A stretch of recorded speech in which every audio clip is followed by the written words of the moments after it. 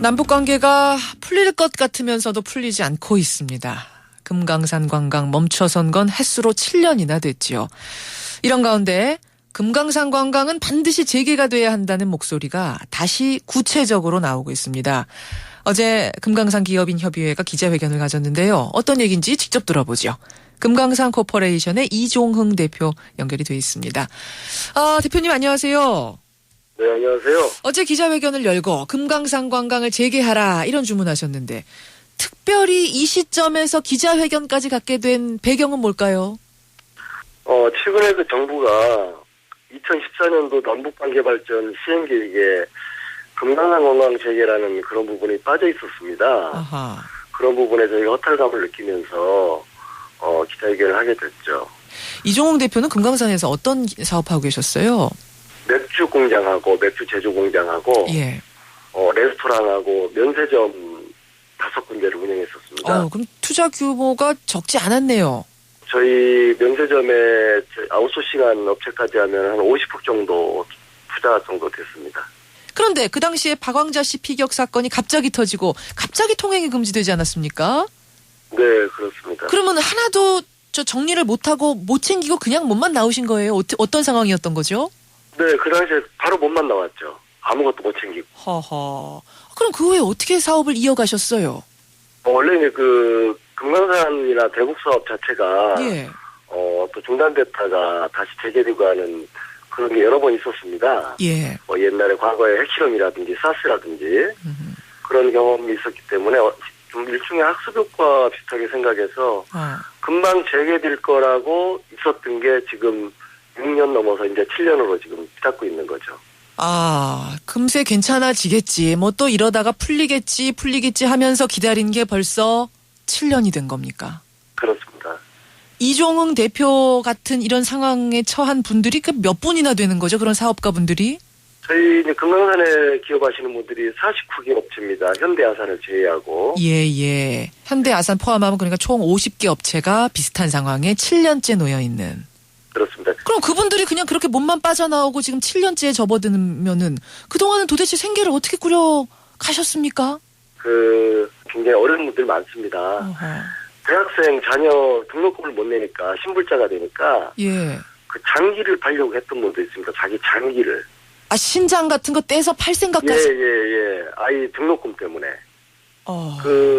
저희가 협회에서 회의하다가 참 그런 얘기를 듣고 같이 울기도 했는데요. 예. 또 지금 한 분은 최근에 뇌경색으로 쓰러져가지고 지금 병원에서 지금 가려 중이고요. 뇌경색 쓰러진 분 있고. 또 대부분 또 신용불량자 되신 분들이 많습니다. 신용불량자.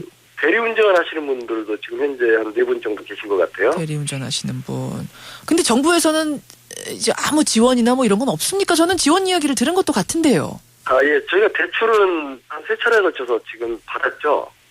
말 그대로 대출이고요. 이제 빚이지 않습니까? 그렇죠. 그리고 가령 제가 투자한 게 100억을 투자했다. 예. 그러면 좀 실사를 해갖고 그 채무라든지 이런 거 조사해가지고 한 얼마 정도를 한꺼번에 이렇게 좀 해주면은 그걸로 빚을 갚는다든지 아니면은 너무 이제 장기화되니까 대체 사업을 할 수가 있는데 그때마다 조금씩 이렇게 대출을 해준 거예요. 소액으로. 예. 대출조차도 쉽게 되지 않는 상황. 그렇죠. 그러다 보니까 까다로운 거죠. 장기를 팔려고 했던 분까지 생길 정도로 화병으로 쓰러지는 분이 생길 정도로 지금 생활들이 어려우시단 말씀인데 근데 이제 일각에선 이런 이야기도 하세요. 북한에 가서 그러니까 금강산 가서 사업할 때는 이 정도 위험은 감안했었어야 되는 거 아닌가. 예를 들어 그러니까 좀 안타깝긴 하지만 가정할 수 있는 상황은 아니었던가 뭐 이런 질문을 하는 분도 계십니다. 어떻게 생각하세요? 네. 금강산에 사업을 이제 하신 분들은 100% 자기 자본으로 들어간 겁니다. 어떤 정부의 지원을 단 1원도 안 받고 들어간 사람들입니다. 예. 정부에서 좀 적극적으로 권하는 그런 것도 있었고요. 예. 남북 관계가 좀 좋아지고 그런 거에 대해서 나름대로 자긍심도 좀 있었고. 그렇죠. 예. 기업인이 내가 경영을 잘못해서 회사가 잘못되면 100% 당연히 제 책임이죠. 근데 지금 금강산 같은 경우는 남북 당국자 간에 잘못해가지고 일방적으로 중단되고 한 부분을 피해를 고스란히 저희가 떠안고 있다는 게 문제가 되는 거죠. 그러니까 사업을 뭐 잘못해서 내가 어떻게 되는 거야 감수하지만 사업을 해볼 수조차 없는 여건, 타의에 의해서 지금 막혀있는 이 상황은 뚫어줘야 되지 않겠느냐 이런 말씀이세요. 네, 저 같은 경우는 또 금강산 관광이 지금 중단되기 1년 전에 들어갔습니다. 저 같은 경우는. 늦게 들어가셨군요.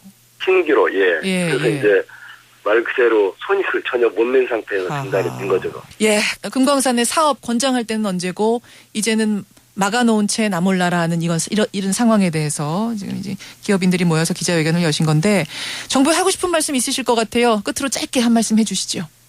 네, 지금 사실 금강산 관광은 평화의 상징이라고 생각을 합니다. 그리고 남북 관계가 좋아지려면 금강산 관광 재개같이 더 쉬운 일은 없다고 생각을 해요. 어떤 부분보다. 그래서 남과 북의 그 당국자들이 정말 진정성으로 머리를 예. 좀 맞대고 좀 진지한 그 대화로 좋은 결과가 있었으면 하는 그런 바람입니다. 여기까지 말씀 듣죠. 이종훈 대표님 고맙습니다. 네, 감사합니다. 예, 금강산 기업인 협의회의 회장이세요. 금강산 코퍼레이션의 이종훈 대표였습니다.